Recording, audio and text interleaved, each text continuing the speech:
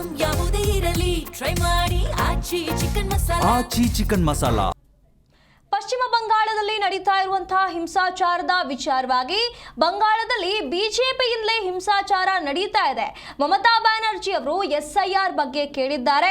ಮಮತಾ ಬ್ಯಾನರ್ಜಿ ಅವರ ಪ್ರಶ್ನೆಗಳಿಗೆ ನಿಮ್ಮ ಬಳಿ ಉತ್ತರ ಇದೆಯಾ ಅಂತ ಹೇಳಿ ಬಿಜೆಪಿ ವಿರುದ್ಧ ಪ್ರಿಯಾಂಕ್ ಖರ್ಗೆ ಅವರು ವಾಗ್ದಾಳಿಯನ್ನ ನಡೆಸಿದ್ದಾರೆ.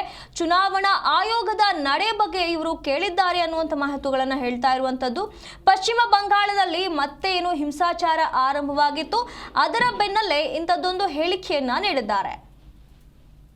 ಆದ್ರೆ ಮಮತಾ ಬ್ಯಾನರ್ಜಿ ಅವರು ಕೇಳಿರೋ ಪ್ರಶ್ನೆಗಳಿಗೆ ಉತ್ತರ ಎಲ್ಲಿದೆ ಕೇಂದ್ರ ಸರ್ಕಾರ ಹತ್ರ?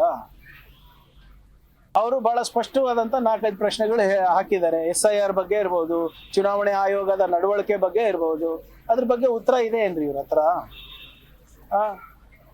ಅದ್ರ ಬಗ್ಗೆ ಅದ್ರ ಪರವಾಗಿ ಇವರು ಉತ್ತರ ಕೊಡ್ಲಿ, ಅದಾದ್ಮೇಲೆ ಮಾತನಾಡ್ಲಿ. ಜೆಸಿಪಿಗಳ ಗರ್ಜನೆ ಶುರುವಾಗಿದೆ ಸರ್. ಯಾವುದು ಜೆಸಿಪಿಗಳ ಗರ್ಜನೆ ಶುರುವಾಗಿದೆ ಪಶ್ಚಿಮ ಬಂಗಾಳ. JCB ಬುಲ್ಡೋಸರ್ ಬುಲ್ಡೋಸರ್ ಯಾರು?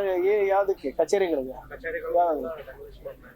ಅದ್ರ ಬಗ್ಗೆ ಈಗ ನೋಡಿ ಇವ್ರೆ, ಈಗ ಯಾರ ಸರ್ಕಾರ ಇರೋದ್ರಿ ವೆಸ್ಟ್ ಬೆಂಗಾಲ್ ಅಲ್ಲಿ?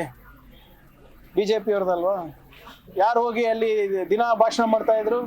ಅಮಿತ್ ಶಾ ಅವರಲ್ವಾ? ಏನ್ ಮಾಡ್ತಾ ಇದಾರೆ ಅಮಿತ್ ಶಾ? ಕತ್ತೆ ಕಾಯ್ತಾ ಇದಾರ?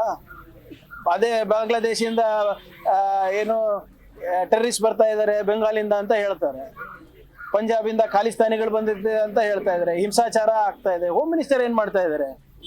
ಮಣಿಪುರ್ನಲ್ಲಿ ಇಷ್ಟೆಲ್ಲ ನಡೀತಾ ಇದೆ ಅಲ್ಲ 3 ವರ್ಷದಿಂದ, ಅಮಿತ್ ಶಾ ಅವರು ಅಸಮರ್ಥತೆಗೆ ಅದೇ ಸಾಕ್ಷಿಯಾಗಿದೆ. ಇದು ಅಲ್ಲಿ ನಡೀತಾ ಇರೋದು ಇವಾಗ ಬೆಂಗಾಲ್ನಲ್ಲಿ ನಡೀತಾ ಇದೆ.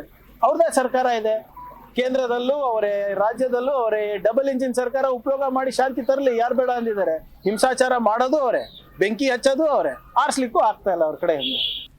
ಆದ್ರೆ ಮಮತಾ ಬ್ಯಾನರ್ಜಿ